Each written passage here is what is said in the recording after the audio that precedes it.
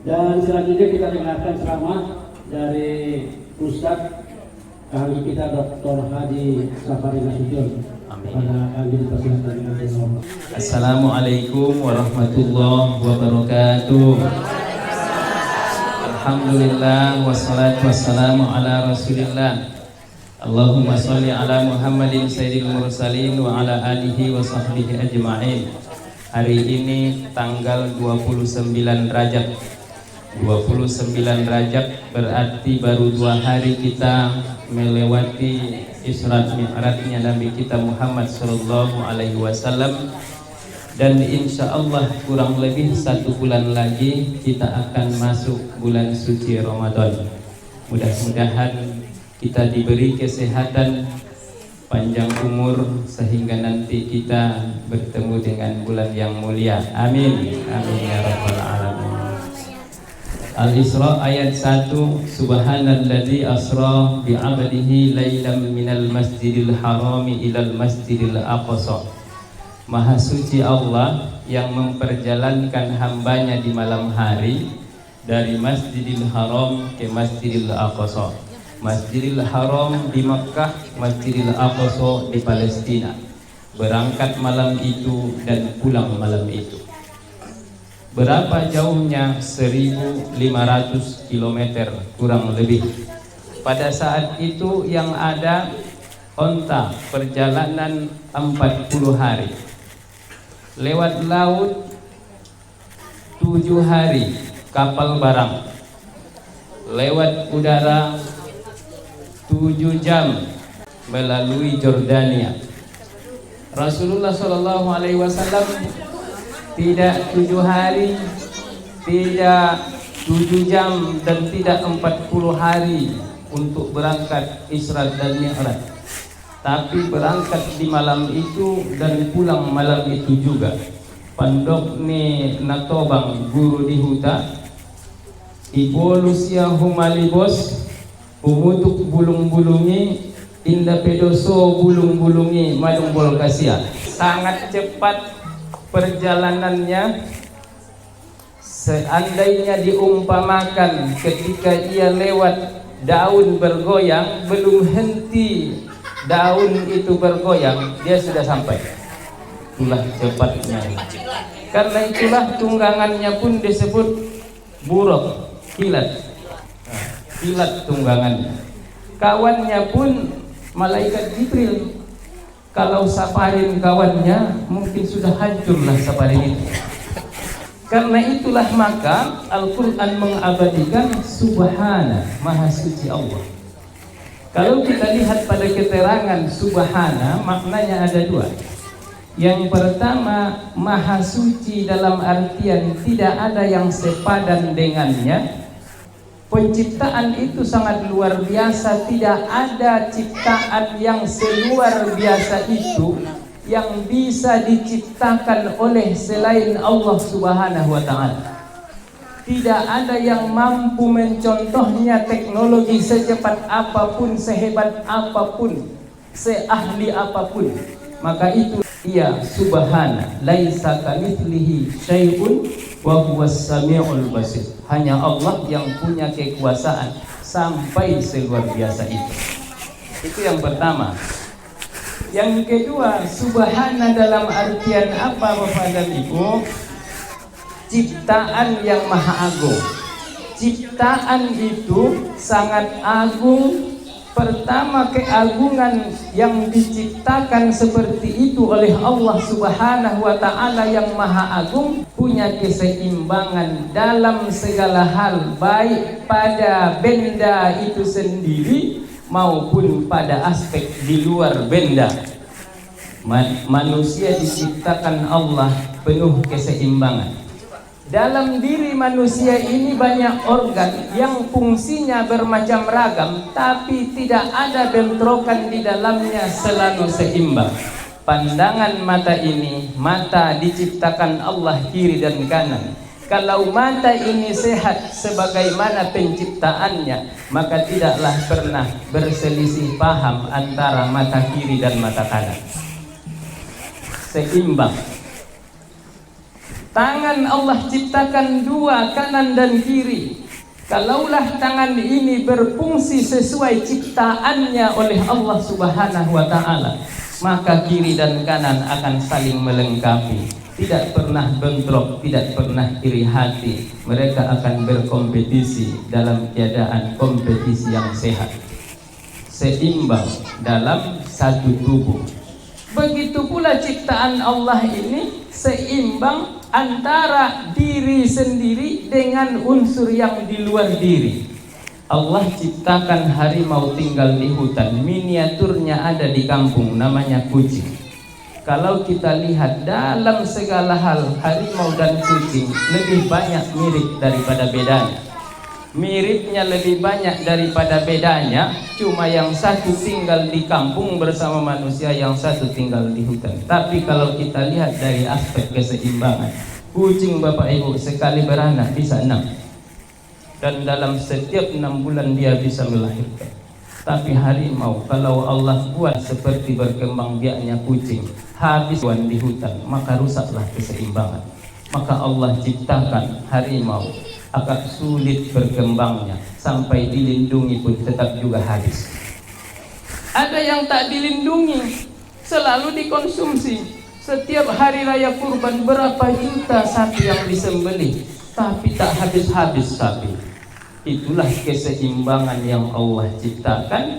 Maka peristiwa Isra Mi'raj menyimpan makna dua hal. Yang pertama, dari segi kesepadanan, tak ada yang sepadan yang mampu menciptakan peristiwa Isra Mi'raj saking luar biasa besarnya. Yang kedua, penuh dengan keseimbangan. Dua hal ini terjadi pada Isra Mi'raj Nabi Muhammad SAW. Subhanalladzi asra bi'abdihi.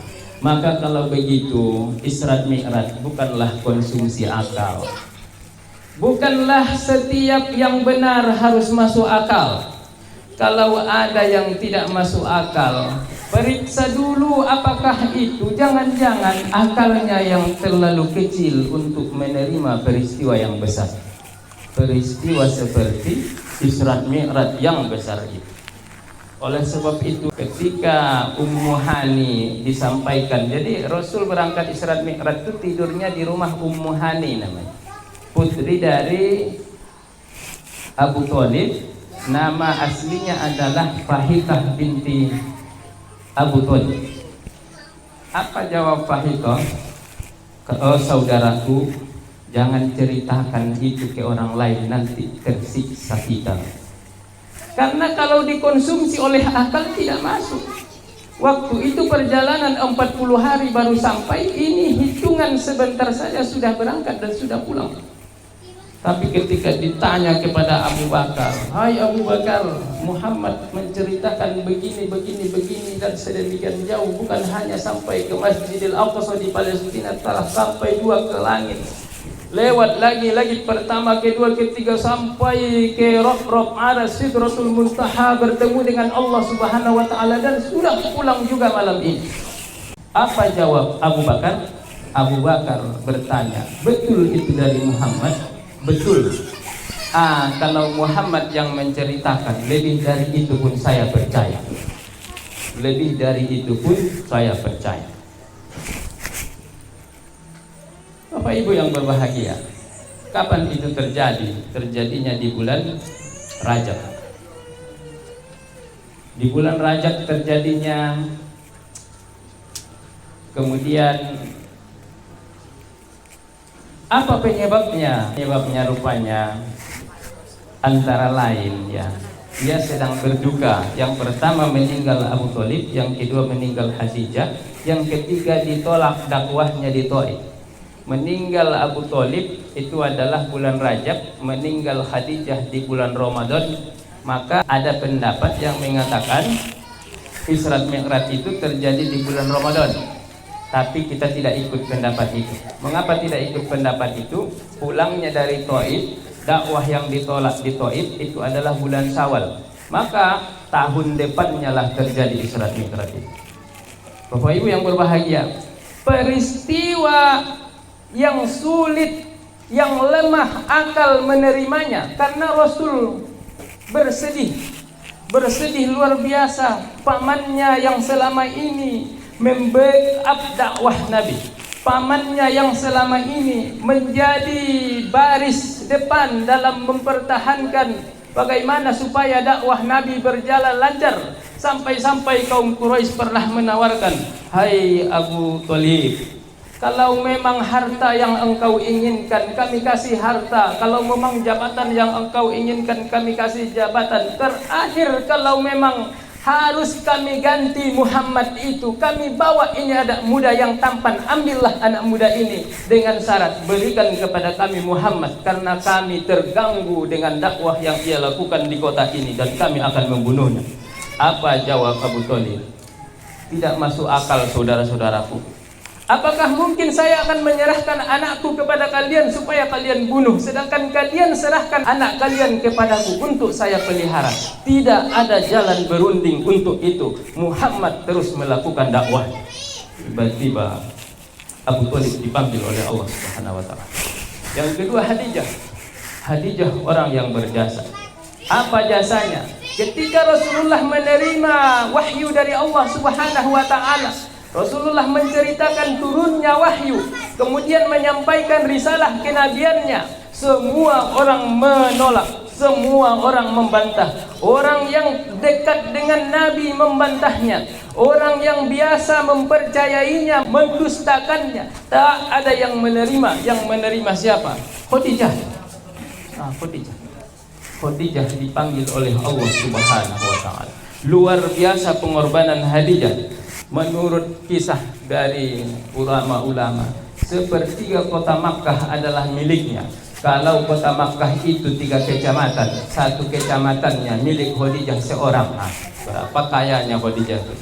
Rasulullah Shallallahu Alaihi Wasallam berdakwah, harta yang banyak tadi, bisnis yang lancar tadi, berangsur-angsur sedikit demi sedikit, akhirnya ludes. Sampai pada akhir hayat dari Siti Khadijah, kain kafan pun sulit untuk dimiliki, karena tidak ada lagi semua kekayaan yang pernah jaya selama ini. Untuk apa?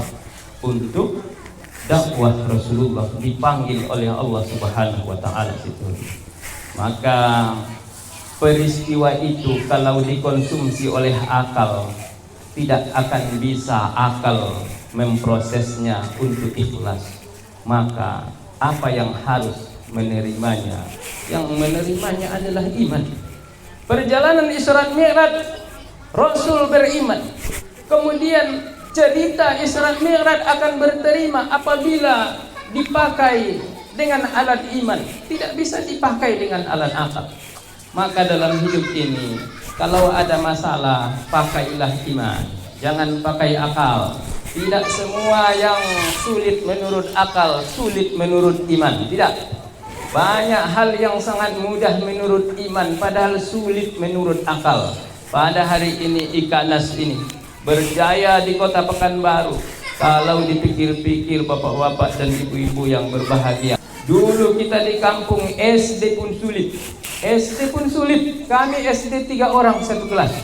3 orang cuma satu kelas. Guru kami cuma 2. 6 kelas, guru 2. Setelah lonceng dipukul, kami masuk ke dalam kelas. Kemudian guru kami pun pergi ke warung sampai jam 11. Tiba-tiba bisa kuliah. Inilah orang bisa kuliah.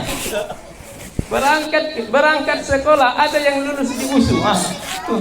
Ahli bait nih, sekolah di USU. Itu iman yang bisa mengkalkulasi itu mengapa bisa terjadi. Tinggal kita di kota Pekanbaru, tak ada siapa-siapa kita di sini, tapi alhamdulillah lebih bagus pula tempat tinggal kita di sini ketimbang tempat tinggal kita yang ada di kampung. Itu iman. Kalau pakai akal tidaklah masuk. Tidaklah mungkin seorang ibu yang tidak tamat SD melahirkan anak, lalu anaknya sampai kuliah, sampai bergelar, sampai jadi direktur, sampai macam-macam. Itu iman. Maka oleh sebab itu, perjalanan Isra Mi'raj adalah perjalanan iman yang harus kita petik hikmahnya. Oleh sebab itulah di dalam hidup kita juga rupanya ada mi'raj. Apa itu mi'raj kita? Mi'rajnya orang beriman. As-salatu mi'rajul mu'minin. Kalau mau mi'raj, baguskanlah salat. Karena salat itu mi'raj kita. Di sanalah kita berhadapan dengan Allah Subhanahu wa taala. Siapa yang salatnya sampai bertemu dengan Allah Subhanahu wa taala, mudah-mudahan hilanglah masalah-masalah yang ada di kepalanya. Amin. Kalau kepala kita berat rasanya, bangun pagi langsung teringat masalah. Di siang hari bertambah banyak masalah. Di sore hari sudah mau tidur masih juga ikut masalah.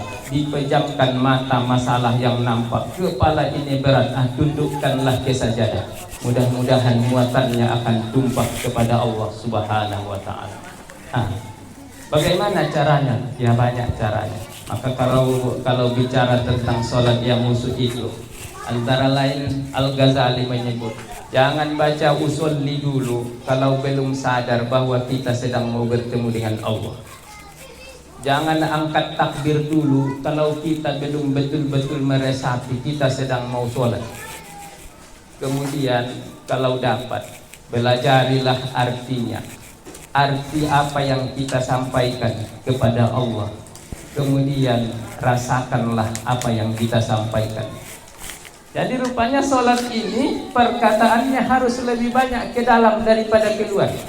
Kalau yang keluar cukup antara mulut sendiri dengan telinga sendiri, mulut sendiri, telinga sendiri, sampai di situ saja bacaannya. Jangan sampai ke sebelah. Kalau sampai ke sebelah, lain lagi nanti pembicaraan. Kita baca oleh mulut kita sendiri, didengar oleh telinga kita sendiri, akan tetapi hati ini meresapinya sampai kepada Allah Subhanahu wa taala. Ada yang bertanya, Ustaz, bagaimana sholat khusyuk Ustaz? Saya Ustaz saking khusyuknya ya Ustaz, saya angkat takbir, hadirlah Ka'bah itu asli di depan saya, mata saya pun tak tahan. Bercucuran air mata saya menangis saking sedihnya Ustaz. Itukah sholat khusyuk? Tentu saya jawab, Pak, mohon maaf, tangisnya sudah benar, akan tetapi kalau Ka'bah lah yang terlihat di waktu sholat, tangisnya sudah benar. Tapi kalau Ka'bah lah yang dilihat sewaktu sholat, jagalah baik-baik bahwa kita tidaklah menyembah Ka'bah, tapi kita menyembah pencipta Ka'bah. Iya Bu, itu. Makanya di dalam akidah kita sebenarnya ada 50 yang harus diketahui, namanya aqwaidul khamsin. Yang 50 itu 20 wajib, 20 mustahil, 1 harus bagi Allah, 41. Lalu 9 lagi, 4 wajib bagi Nabi, 4 mustahil bagi Nabi, 1 yang harus bagi Nabi. 41 tambah 9 jumlahnya 50. Maka itulah yang kita pegangi. Tidak kita hafal, tidak masalah, tapi jangan sampai tidak paham. Sudah pernah didengar, kemudian lupa lagi, tidak masalah. Cuma jangan sampai sewaktu mendengarnya dibantah dan tak diterima. Karena akidah tidak boleh hanya sampai pada sakwa sangka, tapi akidah harus sampai pada keyakinan yang sesungguhnya. Kalau dalam fikih kita boleh sampai pada sakwa sangka. Di mana kiblat? Oh, arah sana nampaknya karena matahari terbenam di sana. Salatlah. Prasangkaan kita di sanalah kiblat. Itu sudah cukup. Tidak perlu ditarik tali sampai ke Ka'bah. Tidak perlu. Itu fikih. Tapi kalau bicara tentang Allah Subhanahu wa taala, sejauh itu perjalanan rasul-rasul, tidak mungkinlah Tuhan itu bisa. Secepat apa itu? Cahaya saja sesifat sekian. Ini dari Mekah ke Masjidil Aqsa sekian ratus kilometer, tambah lagi ke langit katanya. Langit pertama, kedua, itu rasanya hanya hayalan.